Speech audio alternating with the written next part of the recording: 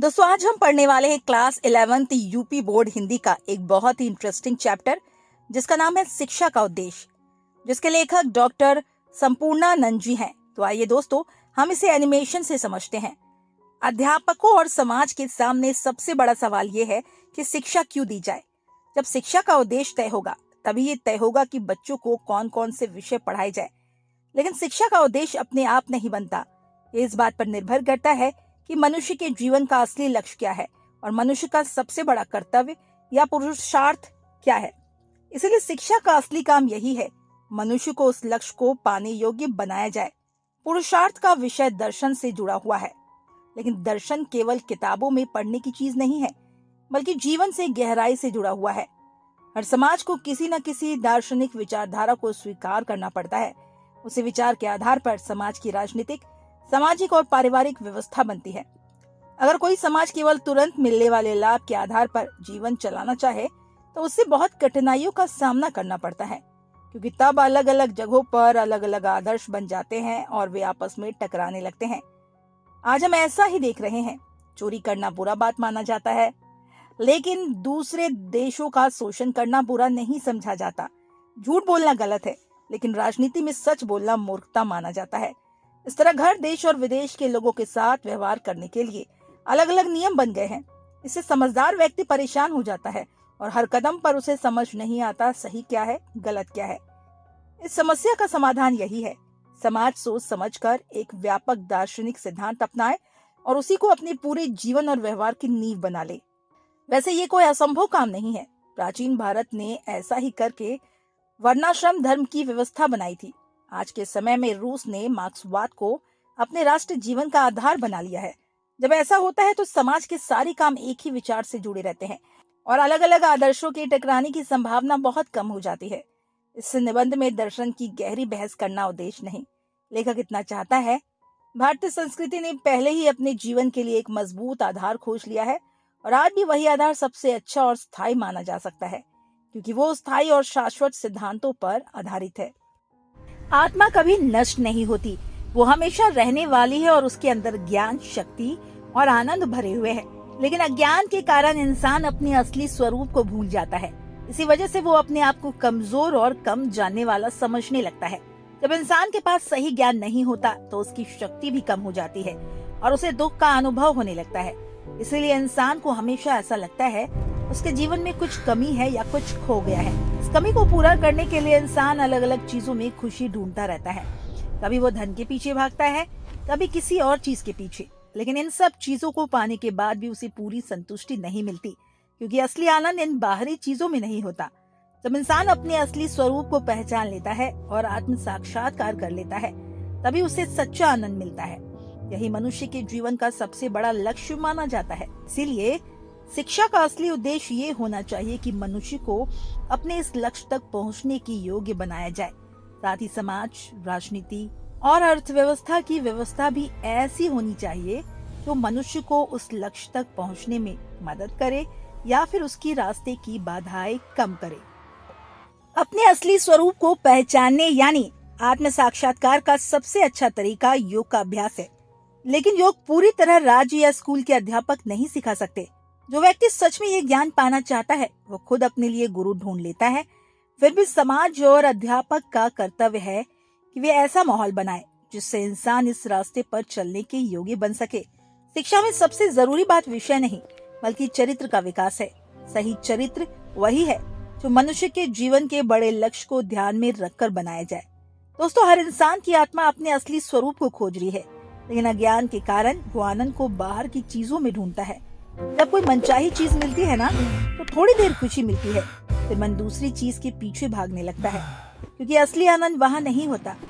इसी वजह से लोग एक ही चीज को पाने के लिए आपस में टकराते हैं, जिससे ईर्ष्या, द्वेष और क्रोध पैदा होते हैं। ज्ञान और शक्ति की कमी के कारण सफलता भी कम मिलती है और मन में दुख बना रहता है। ऐसे में स्थिति में अध्यापक का काम बहुत जरूरी हो जाता है। उन्हें छात्रों को चित्त को एकाग्र करना सिखाना चाहिए, क्योंकि एकाग्रता ही आत्म साक्षात्कार की सबसे बड़ी कुंजी है। अब बात आती है एकाग्रता बढ़ाने के लिए 4 भाव बताए गए हैं। मैत्री, दूसरों के सुख को देखकर खुश होना।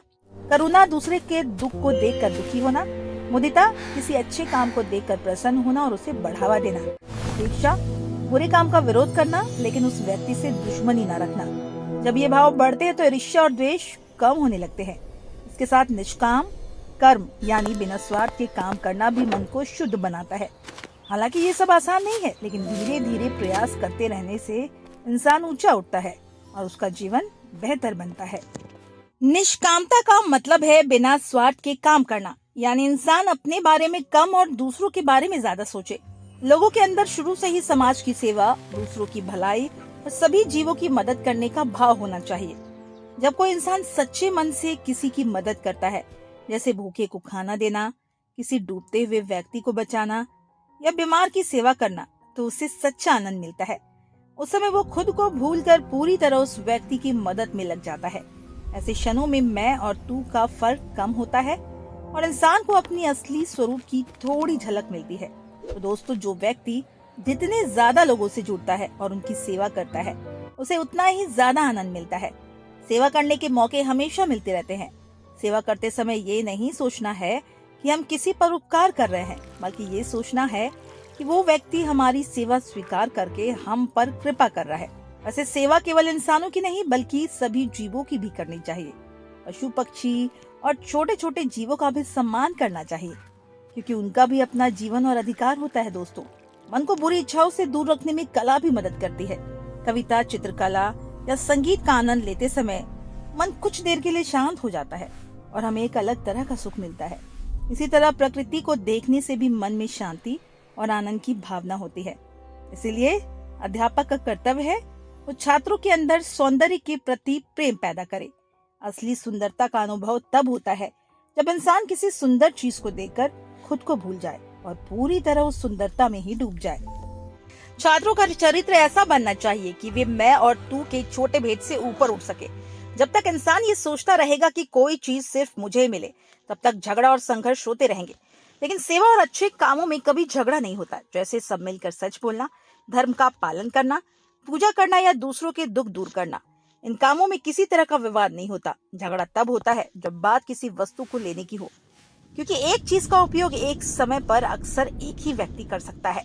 लेकिन कुछ चीजें ऐसी होती है जिनका आनंद बहुत लोग एक साथ ले सकते हैं, जैसे संगीत सुनना, आकाश के तारे देखना या फूलों की खुशबू महसूस करना। इसलिए पुराने आचार्यों ने धर्म की शिक्षा दी थी। यहाँ धर्म का मतलब पूजा पाठ नहीं, बल्कि ऐसे काम करना है जो सबके कल्याण के लिए हो। मनुष्य का भला समाज के भले से अलग नहीं हो सकता, क्योंकि हम समाज में रह के बहुत से सुख और गुण प्राप्त करते हैं। समाज में केवल मनुष्य ही नहीं, बल्कि पशु पक्षी और अन्य जीव भी शामिल हैं। इसलिए हमें सबके प्रति अपना कर्तव्य समझना चाहिए। साथ ही हमें अपने पूर्वजों की संस्कृति और परंपरा को बनाए रखना चाहिए और उसे आने वाली पीढ़ियों तक पहुंचाना चाहिए। इन्हीं सभी कर्तव्यों को मिलाकर धर्म कहा जाता है। आज लोग अपने अधिकारों के लिए लड़ते हैं, जिससे झगड़े बढ़ते हैं। लेकिन अगर हर व्यक्ति अपने कर्तव्य निभाने लगे तो विवाद अपने आप कम हो जाए और सबको अपने अधिकार भी मिल जाएंगे। इसलिए हमें ये सोचने की बजाय कि लोग हमारे साथ कैसा व्यवहार करते हैं, ये सोचना चाहिए कि हम दूसरों के साथ कैसा व्यवहार कर रहे हैं। लेकिन ऐसा तभी संभव है जब मन में सत्य के लिए सच्चा प्रेम हो। सत्य को समझने के लिए सवाल पूछने और खोजने की बुद्धि जरूरी है, और ऐसी बुद्धि तभी विकसित होती है जब डर का माहौल ना हो। इसीलिए अध्यापक का कर्तव्य है वो ऐसा निर्भय वातावरण बनाए जहाँ छात्र खुलकर सोच सके, प्रश्न पूछ सके और सच्चाई को समझ सके। अच्छे शिक्षक का काम है कि वो छात्रों में अच्छा चरित्र विकसित करे। जो छात्र अच्छे शिक्षक से पढ़ के निकलता है वो सत्य से प्रेम करने वाला और उसे खोजने वाला बनता है। उसके मन में ज्ञान के लिए सम्मान, नम्रता, ईर्ष्या से दूर रहने का स्वभाव और सभी जीवों के लिए प्रेम होता है। वो मेहनती, संयमी और आत्म संयम रखने वाला होता है। उसे सौंदर्य से प्रेम होता है और वो अन्याय व अत्याचार का विरोध करता है। उसके जीवन में धर्म और त्याग का महत्व होता है और वो चाहता है समाज आगे बढ़े और दुनिया ज्यादा सभ्य बने। इसका मतलब ये नहीं कि सभी लोग सन्यासी बन जाएं। गृहस्थ जीवन में भी धर्म उतना ही जरूरी है जितना सन्यास में। व्यापार, शासन और परिवारों के कामों में भी धर्म का पालन होना चाहिए। ये भी जरूरी नहीं है कि ऐसे लोग कभी गलती ना करें। शिक्षक और समाज केवल प्रयास कर सकते हैं। इन प्रयासों से बहुत से लोग सही रास्ते पर चलने लगेंगे और जीवन का असली उद्देश्य समझेंगे। कुछ लोग रास्ते में भटक भी सकते हैं, लेकिन वे अपनी गलती समझकर उससे सीखेंगे और आगे बढ़ेंगे। असल में गलती करना उतना बुरा नहीं है जितना कि गलती को गलती ना मानना बुरा है। अब ये भी सच है कि अकेला अध्यापक सब कुछ नहीं कर सकता। उसे सफलता तभी मिलेगी जब समाज भी उसका साथ दे। अगर समाज में झगड़े, अमीर गरीब का बड़ा फर्क और शोषण की नीति हो, तो शिक्षा का काम कठिन हो जाता है। इसी तरह जिन घरों में गरीबी, शराब, झगड़ा, गाली गलौज का माहौल होता है, वहाँ बच्चों को शुरू से ही खराब वातावरण मिलता है।